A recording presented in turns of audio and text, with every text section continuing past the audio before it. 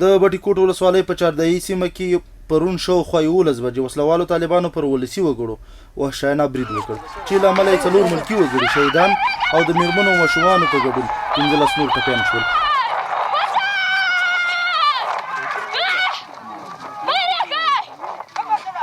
د یادې ولسوالۍ ولسونه د وسلوالو طالبانو د یادې کړنې پر وړاندې هممهال ولسي پاڅون وکړ چې په ټاکلي وخت یې د ملاتړ په موخه امنیتي ځواکونه سیمې ته ورسېدل.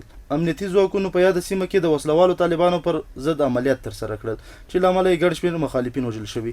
د بټي کوټ ولسوالۍ ولسونه وایي د وسلوالو طالبانو له ظلمونو ستړي شوي دي چې خبره یې له خپلو امنیتي ځواکونو سره به په ګډه د وسلوالو طالبانو د ځپلو په موخه پیل شوي پاڅون ته دوام ورکړي.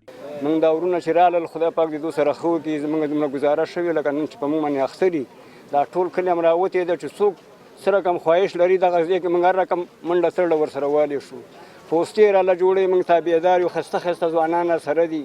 موږ هر رقم خدمت د خپلې خاورې کولی شو. موږ په خپل بچي هم قربانه په دې خاوره باندې خپل ځان هم پرې قربانه او هر رقم خدمت موږ د خپلې خاورې له کوو. او که څوک وایي چې زه یې نه کوم هغه دې د میپل نه ووځي وروره د میپل نه دې وځي چې خیره میره هم په زړه کې نه وي. ضروري سړی په دې منطقه کې موږ نه پرېږدو. ضروري سړی زموږ په دې خاوره کې نه دی پکار چې ما له تې خفت رارسي بل مسلمان ته تې خفت رسي. داسې مسلمان زما نه دی پکار چې زما له راځي په سپینه جامه کې او هغه وروره غلي د خدای تعالی مونږ کړي ما شرموي او خفه کوي مې نو څه ضرور شه. پرون یې زموږ یو مشر و ترم دی هغه یې غوښتلې چې افتتاح کړي وایي تختې که نه نو بس کلي یو غږ وکړو نو کلي سره خو هېڅ هم نشته بغیر د لو لور او چریز ټوپک نه بغیر څه نه و. خو بیا هم خپل هغه یې وکړو مقاومت یې وکړو چې راووتل خو هغه سړی هم د هغوی د منګلو نه آزاد کړه که په هر شان و که نه نو بیا چار طرفه د کلي نه تاو شو. موږ سره هېڅ هم نه و موږ نه بیا دلته یو څو کسان سر شوي وو هغوی بیا ځای په ځای باندې ویشتلي وو. ځای په ځای ویشتلي وو شهیدان کړي وو بس ګیر کړي وو. نور بیا موږ ته زخمیان هم نه راکول چې کلینیک ته مې انتقال کړی وی. یو غږ به یې چې تاسو ډېر استئ که کم اوسئ موږ ورته 15 نفر 6 نفر بیا موږ ته زخمیان خپل نه راکول چې موږ انتقال کوو کلینیک ته یا روغتون ته.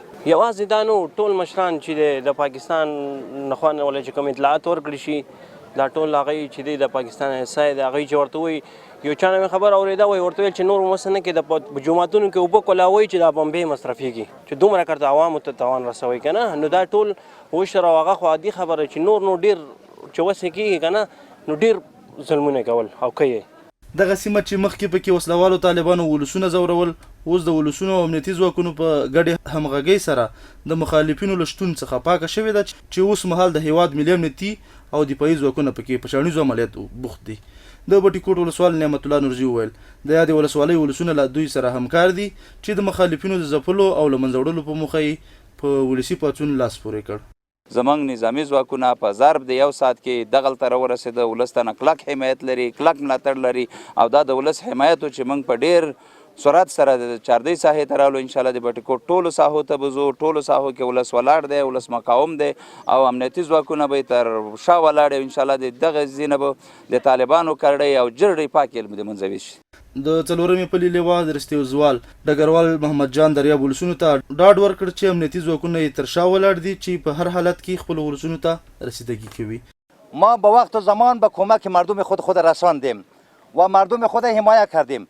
دشمن به اندازه برای مردم ظلم کرده بود و نیروهای امنیتی شما اردوی ملی و پلیس و سرحدی بالای دشمن چنان هجوم آوردن که دشمن نتونستن که تاب مقاومت کنن و باز به مردم خود اطمینان میتیم که دشمن زبون هیچ وقت نمیتونه که با اردوی ملی و اردوهای امنیتی خود با شما مقاومت کنن و مردم همیشه همراه ما بودن و روز گذشته مردم بسیار از ما حمایت کردن. ما از مردم خود اظهار سپاس میکنیم و در این منطقه ان شاء الله تعالی فعلا مکمل تامین امنیت است چنان که شما خودتان دیدین. نوموړي دغه راز له ولسونو غوښتنه وکړه چې په خپلو سیمو کې وسلوالو مخالفینو ته ځای ورنکړي. د سیمې خلکو د امنیتي ځواکونو سرښندنې وستایلې او ژمنه یې وکړه چې د ژوند تر وروستۍ سلګۍ پورې به له خپلې خاورې دفاع وکړي.